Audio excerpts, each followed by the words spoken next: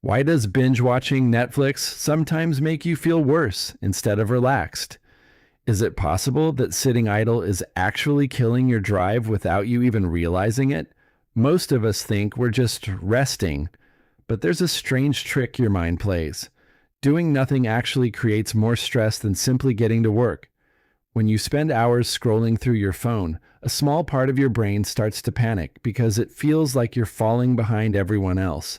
This feeds that deep fear of failure, the one that whispers, if I don't even try, I can't fail. But that logic is a trap. We tell ourselves we're waiting until we feel ready or until things are perfect. But that's often just a cover for the scary thought that we aren't good enough to do anything that matters. You aren't just losing time. You're slowly teaching your brain that staying still is the only way to stay safe. But is it really safe to stay in a place that makes you feel so unhappy? If you've ever felt that heavy, sinking feeling while doing nothing at all, it's because your mind knows you're hiding from the very things that could help you feel better. Did you know that doing nothing could actually make you more anxious? It sounds counterintuitive, but it's true. Your brain is built to move, and when you stay stuck, your mind starts to treat that stillness like a dangerous situation. We often tell ourselves we're staying still because we're tired, but the truth is usually that we're just scared of what might happen if we actually try. This is where the fear of rejection starts to take over. We think that if we don't reach out or take a chance, nobody can tell us no. But by staying silent, we are already rejecting ourselves. You start to feel like you don't deserve success or happiness, almost like these things are meant for everyone else but you. This lack of action creates a heavy cycle. Your body feels like lead, your mind feels foggy, and even the simplest task starts to feel impossible. You aren't being lazy.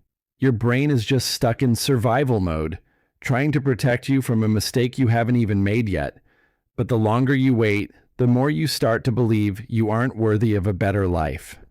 So ask yourself, is that really how you feel? Or is it just the trap of inaction making you feel small? Have you ever felt like you can't start a project because you're afraid it won't be perfect? This is the classic all or nothing trap, where you decide that if you can't do it perfectly, you won't do it at all. It feels like you're being careful, but really, perfectionism is just a fancy way of staying stuck. When you set the bar so high that it's impossible to reach, you're giving yourself a built-in excuse to never even leave the starting line. This feeds straight back into that feeling of unworthiness as you tell yourself, I'm not good enough to do this right, so why bother? You end up watching others move forward while you're frozen by the fear of making a mistake. The irony is that the longer you wait for the perfect moment, the more your self-esteem drops, and the harder it becomes to do anything at all. You start to imagine that people will laugh at you or criticize you if you show them something that isn't flawless. But the real criticism? It's coming from inside your own head. By waiting for perfection, you aren't protecting your reputation. You're just feeding your depression. What if the cost of doing nothing is actually higher than the cost of making a mistake? We often think that by staying still, we're playing it safe and avoiding trouble. But there's a hidden price to pay for that safety. Every day you choose inaction, your anxiety grows a little bit stronger. It's like a debt that builds up interest. The longer you avoid a task or a conversation, the scarier it becomes to face it. This is where the fear of judgment really starts to hurt. You imagine everyone is watching you and thinking you're a failure because you aren't moving, which only makes you want to hide even more. This cycle is exhausting. It drains your energy more than actual physical work ever would. You end up feeling completely burnt out, even though you haven't done anything. This is the moment where depression starts to feel like a heavy blanket you can't kick off. You aren't just missing out on opportunities. You're losing your belief that you can change your own life. But what if the only way to lower that cost is to just do one small thing, even if you do it badly? So, how do you break a cycle that feels like it's glued to your soul?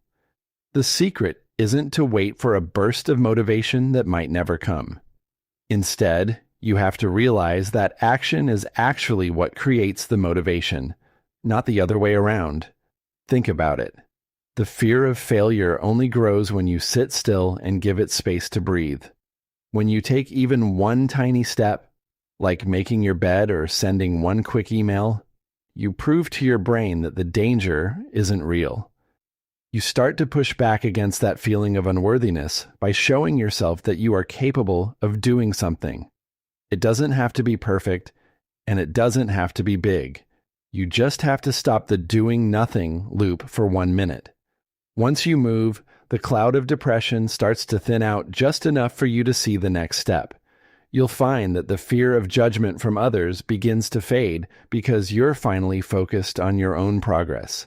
You deserve to feel better, and that feeling is waiting for you on the other side of that first messy step. Are you ready to stop being a prisoner of your own what-ifs and just start? Before you leave, ask yourself one question. Are you taking action or just waiting for life to change? If this video made you think even a little, don't ignore it. Take your first small step right now. Like this video and subscribe to the channel so you keep moving forward instead of staying stuck.